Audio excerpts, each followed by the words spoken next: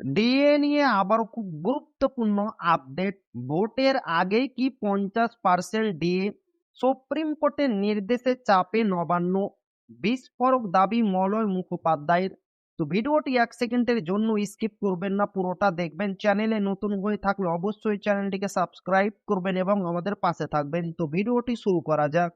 পঞ্চম পে কমিশনের বকেয়া মহার্ঘ ভাতা ডিএ নিয়ে রাজ্য সরকার ও সরকারি কর্মীদের লড়াই এবার চূড়ান্ত পর্যায়ে।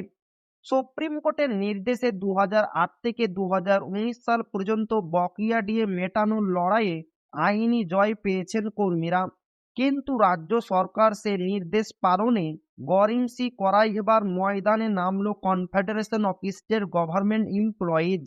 সংগঠনের সাধারণ সম্পাদক মলয় মুখোপাধ্যায় এক ভিডিও বার্তায় সরাসরি রাজ্য সরকারকে চ্যালেঞ্জ জানিয়েছেন।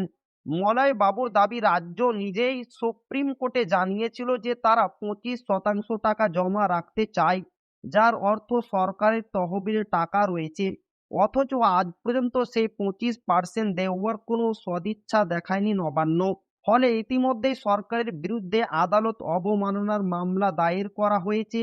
মলয় মুখোপাধ্যায়ের বিস্ফোরক দাবি, ভোটের আগে এই সরকারকে 25+15 অর্থাৎ প্রায় 40 থেকে 50% দিয়ে যেতেই হবে। এটাই তাদের জন্য লাভজনক হবে, কারণ এই সরকার আর ক্ষমতায় ফিরতে পারবে না। সুপ্রিম কোর্টের নির্দেশ অনুযায়ী চলতি অর্থবর্ষ শেষ হওয়ার আগে অর্থাৎ 31শে মার্চের মধ্যে বকেয়া ডিএ 25% মিটিয়ে দিতে হবে, যার প্রথম কিস্তি দেওয়ার কথা 6 মার্চের মধ্যে। বাকি 75% টাকা কিভাবে দেওয়া হবে তা নির্ধারণ করবে অবসরপ্রাপ্ত বিচারপতির নেতৃত্বাধীন 3 সদস্যের হাই পাওয়ার কমিটি।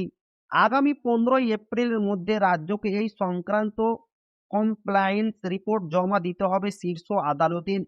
এখনো দেখার, সুপ্রিম কড়াকড়িতে ভোটের মুখে সরকারি কর্মীদের ডিএ ভাগ্যে ফেরে কিনা।